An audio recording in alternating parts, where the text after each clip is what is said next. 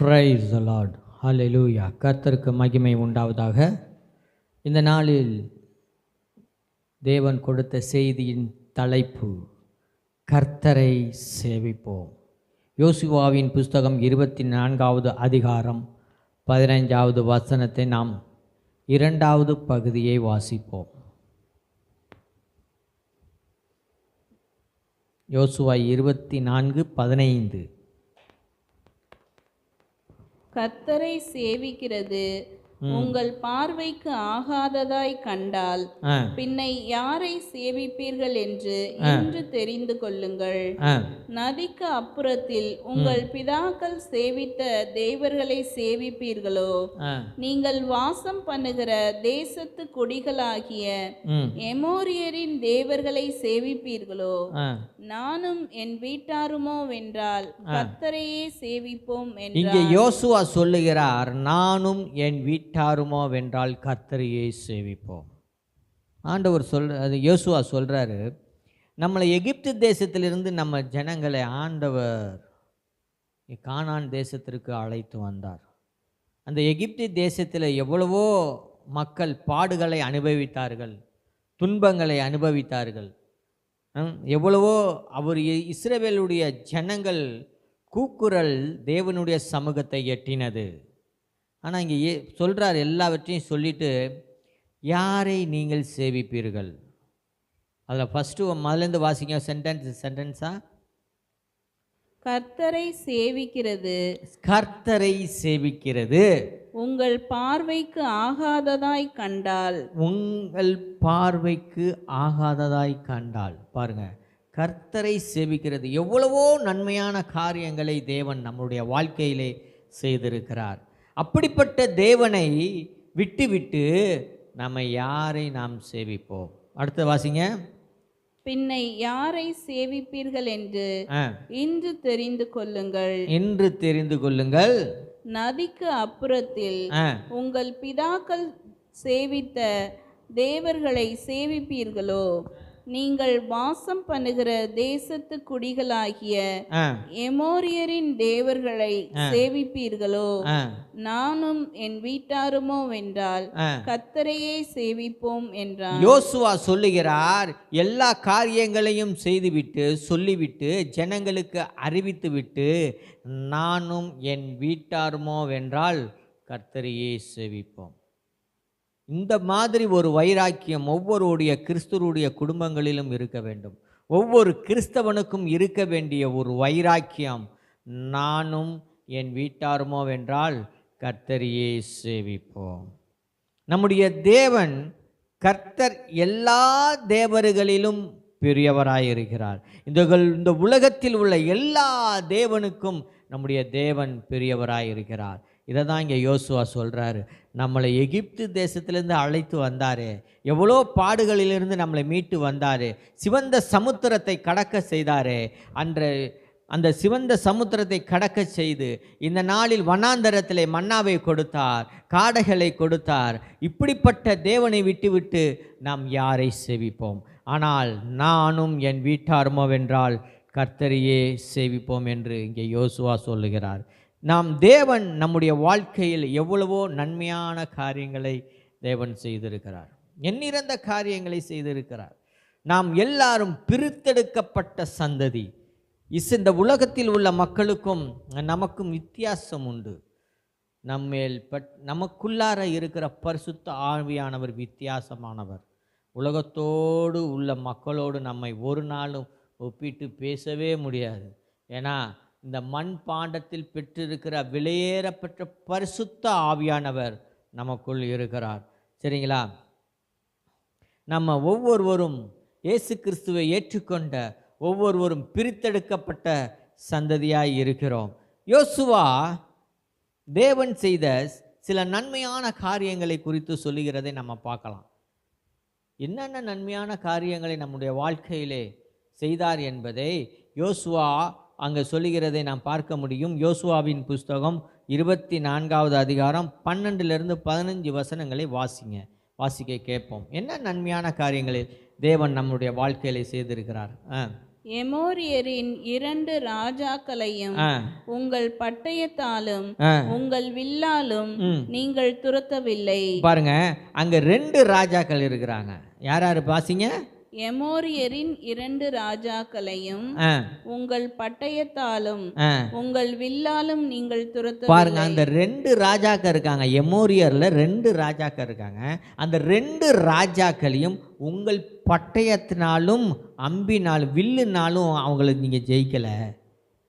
அப்ப என்ன செய்றாரு? இஸ்ரவேல் மக்களை, உன் பட்டயத்தெல்லாம் உபயோகப்படுத்தாத, உன் சொந்த புத்தியெல்லாம் உபயோகப்படுத்தாத, உன் சொந்த எண்ணத்தெல்லாம் உபயோகப்படுத்தாத, உன் எதிராளியானவன் எப்படிப்பட்டவனாக இருக்கிறான் என்பதை குறித்து உள்ளத்தில் பெரிய கோட்டை கட்டிகிட்டுலாம் இருக்காத. ஆண்டவர் என்ன சொன்னார்? உன் வாளெல்லாம் எடுக்காத, நீ தயார் பண்ணி வச்சிருக்கிற அம்பெல்லாம் எடுக்காத. ஆண்டவர் சொல்கிறாரு, ஆண்டவருக்கு ஒரு குளவி கூட சேனையாய் இருக்கிறது. அவர் என்ன குளவியை வச்சு எதிரிகளை ஜெயிக்க வைக்கிறார். வாசிங்க. நான் உங்களுக்கு முன்பாக குளவிகளை அனுப்பினேன், குளவிகளை அனுப்பினேன், அவைகள் அவர்களை உங்கள் முன்னின்று துரைத்தி விட்டது. பாருங்க, 2 ராஜாக்களையும் குளவியை வச்சு விரட்டி விடுறார். எவ்வளோ கட்டிச்சா எப்படி இருக்கும் குளவி? குளவியை வச்சு ஜெயிக்க முடியுமானா நம்ம ஆண்டவருக்கு நம்மளை வச்சு எவ்வளோ பெரிய காரியங்களை செய்ய முடியும். சரியா? குளவியை வச்சு 2 ராஜாக்களையும் ஜெயிக்க வைக்கிறாரு. அப்போ இஸ்ரவேல் மக்களுக்கு எவ்வளவு நன்மையான காரியங்களை செஞ்சுருக்கிறாரு. வாழை இஸ்ரவேல் மக்கள் வாழை எடுக்கலை, வில்லை எடுக்கலை, எந்த ஒரு பொருளையும் எடுக்கிற யுத்தத்திற்கு ஆண்டவர் சொல்கிறார், குளவிகளை அனுப்பி எதிரிகளை ஜெயிக்க வைக்கிறார். அடுத்தது, அப்படியே நீங்கள் பண்படுத்தாத தேசத்தையும் நீங்கள் கட்டாத பட்டணங்களையும், நீங்க பதப்படுத்தலை, நிலத்தை உழுகலை, விவசாயம் செய்யலை, எந்த ஒரு வேலையும் செய்யலை, ஆனால் அப்படிப்பட்ட ஒரு தேசத்தை நாட்டை உங்கள் கையில் உங்களுக்கு கொடுத்துருக்கிறார். வாசிங்க. நீங்கள் கட்டாத பட்டணங்களையும் உங்களுக்கு கொடுத்தேன், அவைகளில் குடியிருக்கிறீர்கள். அவைகளில் குடியிருக்க பண்ணுறாரு. இதுதான் நம்ம ஆண்டவர். சரியா?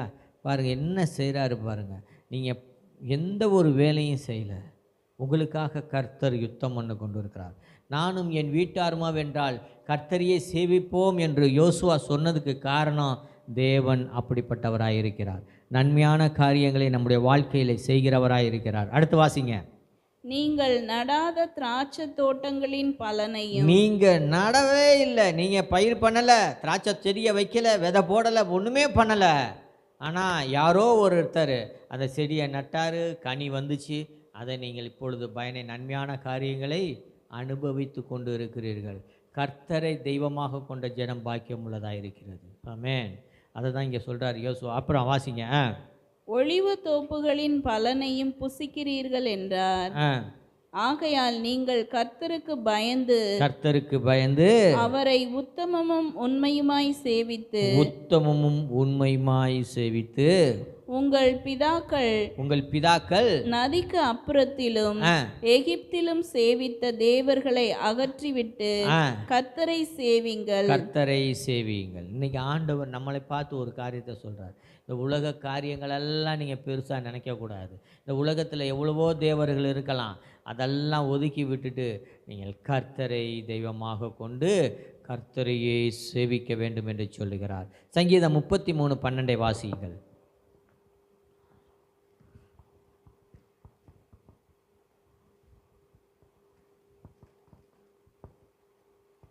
சங்கீதம் 33:12.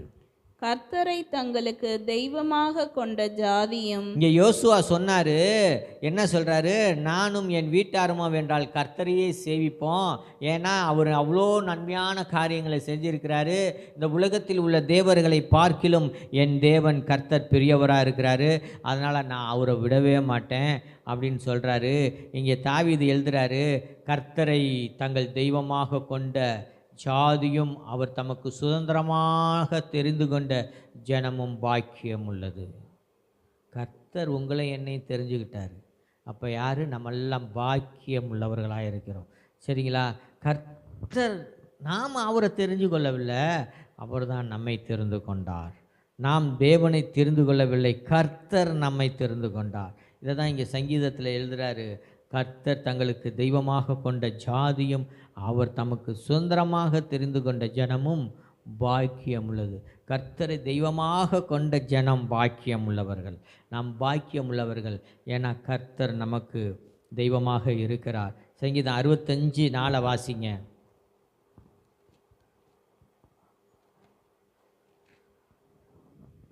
உம்முடைய பிரகாரங்களில் வாசமாய் இருக்கும்படி உம்முடைய பிரகாரங்களில் வாசமாய் இருக்கும்படி நீர் தெரிந்து கொண்டு சேர்த்து கொள்ளுகிறவன் பாக்கியவான். சேர்த்து கொள்ளுகிறவன் பாக்கியவான். எதற்காக? அடுத்த வாசிங்க.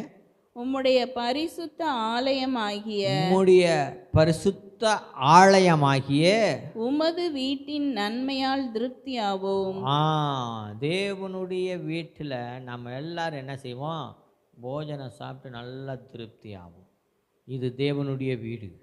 ஆலயம் என்பது நம்மை தனிப்பட்ட ஒரு நபரையும் குறிக்கும். கூடி ஆராதிக்கும் இடமும் தேவனுடைய ஆலயமாக இருக்கிறது. சரியா? அப்போ நம்ம என்ன செய்கிறோம்? நம்ம கூடி ஜெபிக்கிறோம். இந்த இடத்துல நன்மையான காரியங்களை பெற்றுக்கொள்கிறோம். நமக்கு வேண்டியவைகளை எல்லாவற்றையும் தேவனிடத்திலிருந்து நம்ம பெற்றுக்கொள்கிறோம். எல்லா நன்மைகளையும் நம்ம பெற்றுக்கொள்கிறோம். எதற்காக? தேவனுடைய ஆலயமாகிய அவருடைய வீட்டில் நம்ம எல்லாவற்றையும் பெற்றுக்கொள்கிறோம். அப்போ தான் நம்ம என்ன செய்கிறோம்? ஒவ்வொரு வாரமும் நம்ம தேவனிடத்தில் வந்து கூடி ஜெபிக்கிறோம். சங்கீதம் 65:2 சொல்லி இருக்கிறது, ஜெபத்தை கேட்பவர் மாம்சமான யாவரும் உம்மிடத்தில் வருவார்கள். அவருடைய ஆலயத்தில் வந்து அவரிடத்தில் நம்ம ஜெபிக்கும் பொழுது, அவரிடத்தில் நம்முடைய விண்ணப்பங்களை வைக்கும் பொழுது அவர் ஜெபத்தை கேட்பவராயிருக்கிறார். அவர் மாம்சமான யாவரும் உம்மிடத்தில் வருவார்கள். இந்த சரீரம் யாராருக்கெல்லாம் இருக்கிறோ அவங்க எல்லாரும் கர்த்தரை தேடி வந்து கொண்டு இருப்பார்கள். அவர் ஜெபத்தை கேட்பவர். கர்த்தரை தெய்வமாக கொண்ட ஜனம் பாக்கியம் உள்ளதாக இருக்கிறது. பாருங்க, உங்களுக்கு நமக்கு என்ன தேவை என்பதை தேவன் நன்கு அறிந்திருக்கிறார். நமக்கு என்னென்ன காரியம் தேவைன்னு தேவனுக்கு தெரியும். சரிங்களா?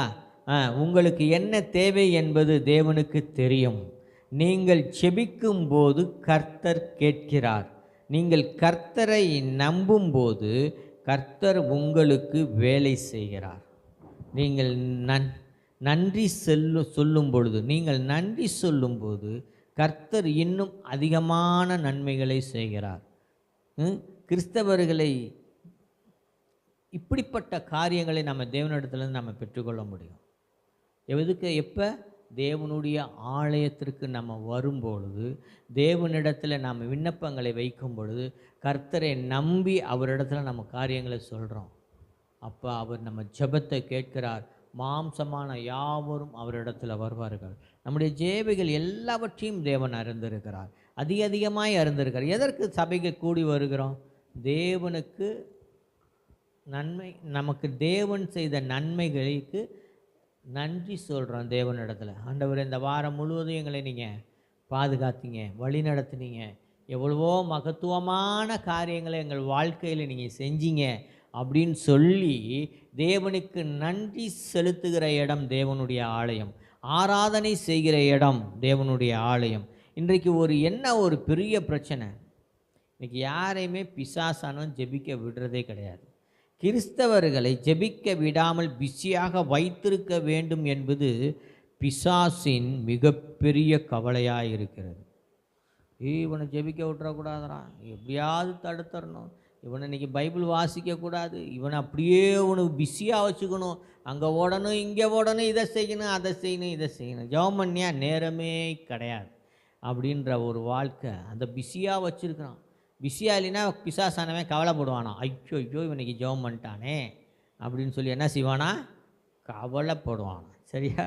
அதான் கிறிஸ்தவர்களை ஜெபிக்க விடாமல் பிஸியாக வைத்திருக்க வேண்டும் என்பது பிசாசின் மிகப்பெரிய கவலையாக இருக்குது. சரி, சங்கீதம் 9:10 வாசிங்க.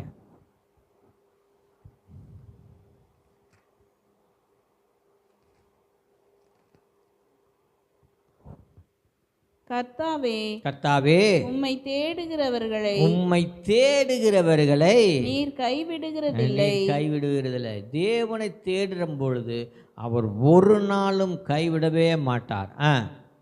ஆதலால் உமது நாமத்தை அறிந்தவர்கள் உம்முடைய நாமத்தை அறிந்தவர்கள் உம்மை நம்பியிருப்பார்கள். உம்மை நம்பி இருப்பார்கள். உம்முடைய நாமத்தை அறிந்தவர்கள் உம்மை நம்பி இருப்பார்கள். கர்த்தாவே உம்மை தேடுகிறவர்களை நீர் கைவிடுகிறதில்லை.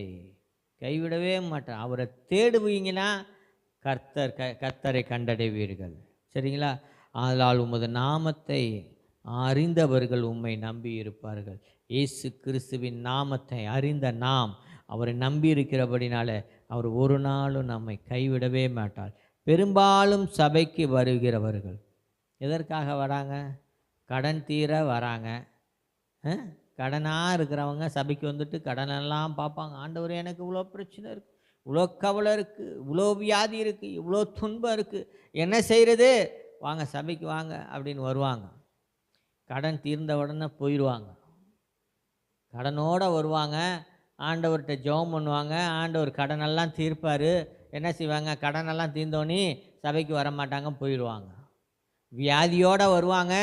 ஆண்டவரே, நான் என்ன செய்கிறது? இந்த வியாதியை நீக்குங்க, சுகப்படுத்துங்கன்னு வியாதி சரியானோன்னு போயிடுவாங்க, வரமாட்டாங்க. ஆனால் ரட்சிப்படைய வருவீர்களோ நித்திய காலமாய் அவரில் நிலைத்திருப்பார்கள். நித்தியமாய் ரட்சிக்கப்பட வேண்டும், என் பாவங்கள் மன்னிக்கப்பட வேண்டும், என் சாபங்கள் மன்னிக்கப்பட வேண்டும் என்று சொல்லி விரும்புகிறவர்கள், ரட்சிக்கப்படுகிறவர்கள் நித்தியமாய் அவரில் நிலைத்திருப்பார்கள். சபை என்பது ஆண்டவரை ஆராதிக்கிற இடம், ஆவியானவர் அசைவாடும் இடம், கிறிஸ்துவானவர் கிரியை செய்யும் இடம். சபை பரலோகத்துக்கு வழி நடத்துகிற இடம். மணவாளனுக்கு ஏற்ற ஒரு மணவாட்டியை உருவாக்கும் இடம்தான் சபை. சபைக்கு வழக்கமாய் வருபவர்கள் அல்ல. வழக்கமாக வருவாங்க. ஞாயிற்றுக்கிழமை சபைக்கு போகணும், ஞாயிற்றுக்கிழமை என்ன செய்யணும்? சபைக்கு போகணும். சபைக்கு வழக்கமாய் வருகிறவர்கள் அல்ல, விருப்பமாய் வருகிறவர்களே தேவனுக்கு பிரியமாய் இருக்கிறார்கள். ஆமென், அல்லேலூயாஸ். கடைசியாக வாசிக்கலாம். சங்கீதம் 5:11 வாசிங்க.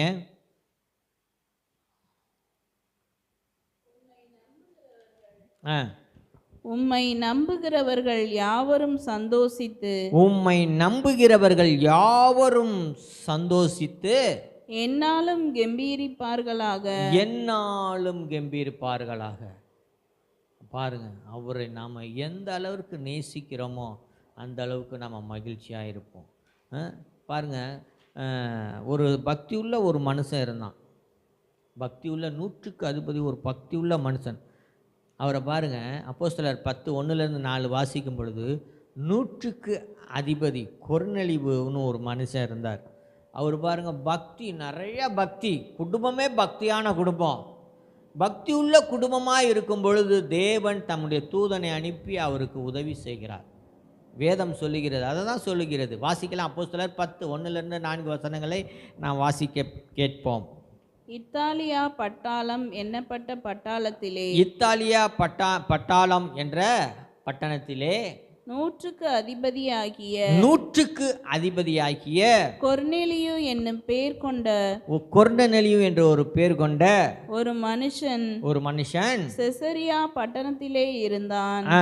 அவன் தேவ பக்தியுள்ளவனும். பாருங்க, எப்படிப்பட்டவரா கொர்நேலியு? எப்படிப்பட்டவர்? தேவ பக்தி உள்ளவன். சரிங்களா? தேவன் மேல பக்தியா இருக்கிறவன், தேவ பக்தி உள்ளவன். தன் வீட்டார் அனைவரோடும் தேவனுக்கு பயந்தவனா இருந்தான். எந்த குடும்பம் தேவனுக்கு பயப்படுகிறதோ அந்த குடும்பத்தை தேவன் ஆசீர்வதிப்பார். கர்த்தரை தெய்வமாக கொண்ட ஜனமாய் இருக்க வேண்டும். அவர் தான் நமக்கு எல்லாமே. அவரை விட வேற யாருமே கிடையாது. அவர் தான் கைவிடாத தேவன். யார் வேணாலும் இந்த உலகத்தில் கைவிட்டுட்டு போயிடலாம், ஆனால் கைவிடாத தேவன் நம்முடைய ஆண்டவராகிய இயேசு கிறிஸ்து. நான் உன்னை விட்டு விலகுவதும் இல்லை, உன்னை கைவிடுவதும் என்று சொல்லி நம் கரத்தை பிடித்து நம்மை வழி நடத்துகிறார். பாருங்கள், இந்த 100க்கு அதிபதி கொர்நேலியு அவர் சொல்கிறார், தேவன் மேல் பக்தி வைராக்கியமாய் உள்ள மனுஷன், குடும்பமே தேவனை ஆராதிக்கிற ஒரு மனுஷன். அடுத்தது வாசிங்க. ஜனங்களுக்கு மிகுந்த தர்மங்களை செய்து, ஜனங்களுக்கு மிகுந்த தர்மங்களை செய்கிறவன், உதவி செய்கிறவன், கஷ்டப்படுகிறவன், ஏழை எளியவர்களுக்கு, திக்கற்றவர்களுக்கு தான தர்மங்களை பண்ணுற ஒரு நல்ல மனுஷன். அந்த மனுஷன் என்ன செய்கிறாரு? எப்பொழுதும் தேவனை நோக்கி ஜெபம் பண்ணி கொண்டிருந்தார். எப்பொழுதும் தேவனை நோக்கி ஜெபம் பண்ணி கொண்டிருந்தார். அது யாரு? கொர்நேலியு. 100க்கு அதிபதி. 100க்கு அதிபதி 100 பேத்துக்கு ஒரு தலைமை. அவ்வளோ அதிகாரத்தில் இருக்கிறாரு. 100 பேர் வானா வருவான், போனா அப்படி மனம் போல் வாழலாம். அதிகாரத்தில் இருக்கிற ஒரு மனுஷன். அந்த மனுஷன் பாருங்க, தேவன் மேலே ஒரு பக்தி வைராக்கியமாக இருக்கிறார், பக்தி உள்ளவனாக இருக்கிறார். இப்படி தான் நம்மளோட வாழ்க்கையில் நம்ம இருக்க வேண்டும். நமக்கு கொஞ்சம் அதிகாரம் கிடச்சா போதும். ஐ எம் பிஸி, ஜெபம் பண்ணுறதுக்கு நேரம் இல்லை, பைபிள் படிக்க நேரம் இல்லை, எங்கே எவ்வளோ வேலை இருக்குது தெரியுமா, என்னை மாதிரி நீங்கள் இருந்தால் உங்களுக்கு தெரியும் அப்படின்னு சொல்கிற எத்தனையோ பேரை நான் பார்த்துருக்கிறேன். ஆனால் இங்கே 100க்கு அதிபதி அதிகாரத்தில் இருக்கிற ஒரு மனுஷன் தேவன் மேல் பக்தியாக இருந்தான். குடும்பமே பக்தியாக இருக்கிறான், குடும்பமே பக்தியாக இருக்குது. கணவன் மனைவி பிள்ளை எல்லாரும் பக்தியாக இருந்த ஒரு குடும்பம். ஆனால் அவன் பாருங்க, ஏழை எளியவர்களுக்கு தானம் தர்மங்களை செய்கிற ஒரு மனுஷன். அப்புறம் அவருக்கு என்ன நடக்குது? வாசிங்க. பகலில் ஏறக்குறைய 9ஆம் மணி நேரத்திலே, பகலில் ஏறக்குறைய 9ஆம் மணி நேரம் தேவனுடைய தூதன் தன்னிடத்தில் வரவும் கொர்நேலியுவே என்று அழைக்கவும் பிரத்யட்சணமாய் தரிசனம் கண்டு. அவ்வாறு ஜெபம் பண்ணிட்டு இருக்காரு கொர்நேலியு. மத்தியானம் 9ஆம் மணி நேரம்னா 9ஆம் மணி நேரம் போட்டிருக்கு, மதியானம் 3 மணி, சரியா? மதியானம் 3 மணிக்கு அவன் ஜெபம் பண்ணிட்டு இருக்கிறப்ப திடீரென்று ஒரு தேவ தூதன் வந்து நிற்கிறாராம். யார்கிட்ட? கொர்நேலியுவிட்ட வந்து நிற்கிறார். உன் ஜெபம் கேட்கப்பட்டது, உன் தான தர்மங்கள் தேவனுடைய சமூகத்தில் வந்து எட்டினது. வாசிங்க. அவனை உற்று பார்த்து பயந்து ஆண்டவரே என்றான். என்ன என்றான்? ஆண்டவரே என்ன நீங்க வந்திருக்கீங்க அப்படின்னு உத்து பார்க்கறான். தேவ தூதனை உத்து பார்த்து சொல்றான், பக்தி உள்ள குடும்பத்தில் தேவ தூதர்கள் ஏறுகிறவர்களும் இறங்குகிறவருமாய் இருப்பார்கள். பக்தி உள்ள குடும்பம் பெத்தேல் என்று அழைக்கப்படும். ஆமென். அப்பொழுது அவன், உன் ஜெபங்களும் உன் தர்மங்களும் தேவனுக்கு நினைப்பூட்டுதலாக அவர் சந்நிதியில் வந்தெட்டி இருக்கிறது. நீங்கள் செய்யும் ஒவ்வொரு தான தர்மங்களும் தேவனுடைய சமூகத்திலே போய் நின்று தேவனை நினைப்பூட்டுகிறதாய் இருக்கிறது. நீங்க பண்ணும் ஜெபமும் வேத வாசிப்பும் தான தர்மங்களும் எல்லாம் தேவனுடைய சமூகத்திலே அவரை போய் தட்டி எழுப்புகிறதா இருக்கும். ஒரு நாளும் தேவன் மறக்க மாட்டார். நம்ம இன்னையிலேருந்து ஒரு முடிவு எடுக்கணும். ஆண்டவரே, நான் தினந்தோறும் உம்மிடத்தில் நான் ஜெபிக்கிற மனுஷியாக இருப்பேன். ஆண்டவரே, என்னால் முடிந்த அளவு இயன்றவளவு தான தர்மங்களை நான் செய்கிறேன் அப்படின்னு சொல்லி நம்ம ஒரு தீர்மானம் எடுக்கணும். தீர்மானம் எடுத்து அதன்படி நடந்தால் தான் வாழ்க்கையில் முன்னேற முடியும். தேவன் நம்முடைய வாழ்க்கையிலே கிரியை செய்வார். சரியா? அடுத்தது வாசிங்க.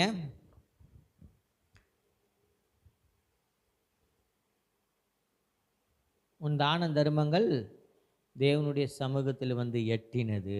நாம் ஒவ்வொரு நாளும் தேவனுடைய சமூகத்தில் காத்திருக்க வேண்டும்.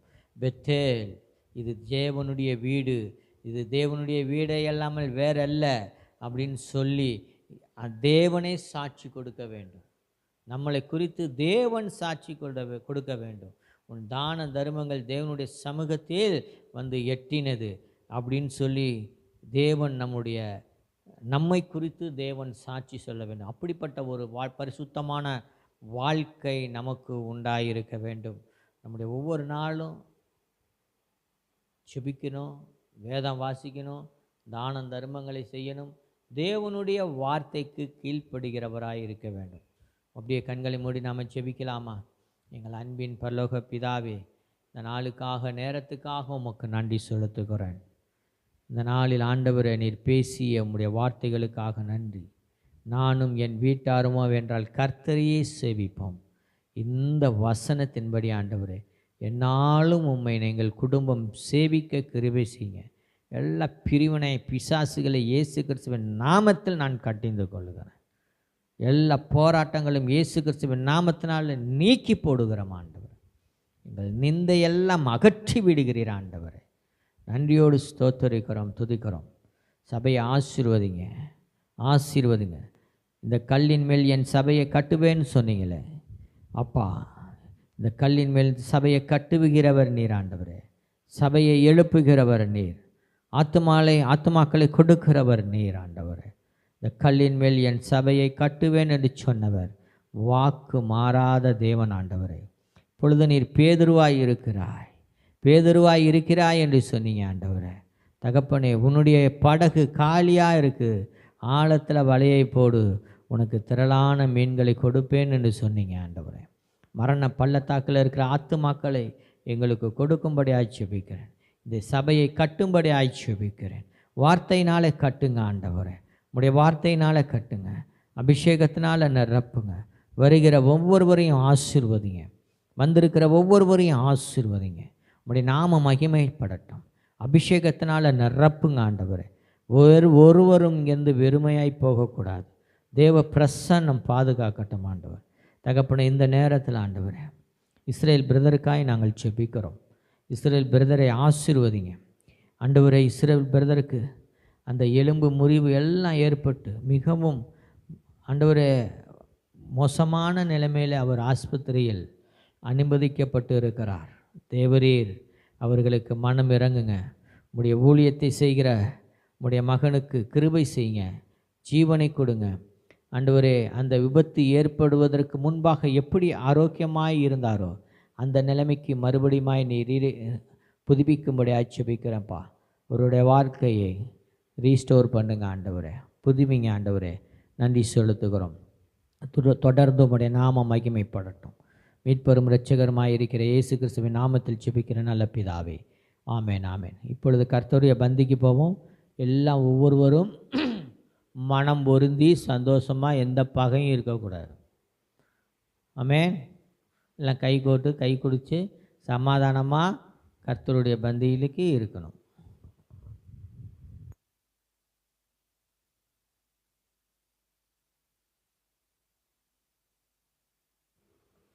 கல்வாரி அன்பை எண்ணிடும் வேளை கண்கள் கலங்கிடுதே. கர்த்தாவும் பாடுகள் இப்போதும் நினைத்தால் நெஞ்சம் நெகிழ்ந்திடுதே. சிலுவையில் மாட்டி வதைத்தனரோ உம்மை செந்நிறமாக்கினரோ, அப்போதும் அவர் காய் வேண்டினீரோ. அன்போடு அவர்களை கண்டீரன்றோ, அப்பாவும் மனம் பெரிதே, அப்பாவும் மனம் பெரிதே. நன்றி ராஜா, நன்றியோடு உம்மை ஸ்தோத்தரிக்கிறோம், துதிக்கிறோம். இயேசு கிறிஸ்து காட்டி கொடுக்கப்பட்ட அந்த ராத்திரியிலே அப்பத்தை எடுத்து ஸ்தோத்திரம் பண்ணி, இதை பிட்டு புசியுங்கள், இது உங்களுக்காக பிற்கப்படுகிற என்னுடைய சரீரமாக இருக்கிறது என்று சொன்னார். புசித்த பிற்பாடு பாத்திரத்தை எடுத்து ஸ்தோத்திரம் பண்ணி, இதை வாங்கி பானம் பண்ணுங்கள், இது உங்களுக்காக சிந்தப்படுகிற என்னுடைய இரத்தமாய் இருக்கிறது என்று சொன்னார். என் மாம்சத்தை புசித்து என் இரத்தத்தை பானம் பண்ணுகிறவன் என்னிலே நிலைத்திருக்கிறான், நானும் அவனில் நிலைத்திருக்கிறேன் என்று சொன்னார். இதோ என் மாம்சத்தை புசித்து என் இரத்தத்தை பானம் பண்ணுகிறவன் என்னிலே நிலைத்திருக்கிறான் என்று சொன்னீங்க.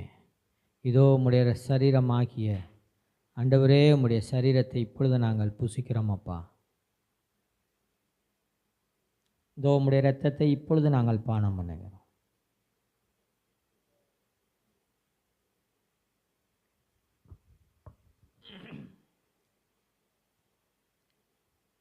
நன்றியோடு உம்மை நாங்கள் ஸ்தோத்தரிக்கிறோம், துதிக்கிறோம். தொடர்ந்து உம்முடைய நாமம் மகிமைப்படட்டும். அதை ஆசீர்வதிங்க, வழி நடத்துங்க. இன்னும் அப்பா தொடர்ந்து உம்முடைய அபிஷேகத்தினால் நிரப்புங்க. தேவனுடைய வெளிப்பாடுகள் எங்களுக்கு அதிகமாய் கிடைக்கும்படியாக ஜெபிக்கிறேன். உம்முடைய சித்தத்தின்படி உம்முடைய வழியிலே நடக்க எங்களுக்கு உதவி செய்யுங்க. இயேசு கிறிஸ்துவின் அடிச்சுவடுகளிலே நாங்கள் ஒவ்வொரு நாளும் நாங்கள் நடக்க வேண்டும். இயேசு கிறிஸ்துவின் நாமத்தில் ஜெபிக்கிற நல்ல பிதாவே, ஆமேன். என் ஆத்துமாவை கர்த்தரை ஸ்தோத்திரி, என் முழு உள்ளமே அவருடைய பரிசுத்த நாமத்தை ஸ்தோத்திரி. என் ஆத்துமாவே கர்த்தரை ஸ்தோத்திரி, கர்த்தர் செய்த சகல உபகாரங்களை மறவாதே. ஆமேன், ஆமேன், ஆமேன். நம்முடைய கர்த்தராகிய இயேசு கிறிஸ்துவின் கிருபையும் பிதாவாகிய தேவனுடைய அன்பும் பரிசுத்த ஆவியான ஒரு அனுநிய ஐக்கியம் நம்ம ஒவ்வொருவரோடும் கூட இருப்பதாக. ஆமேன், ஆமேன். அல்லேலூயா.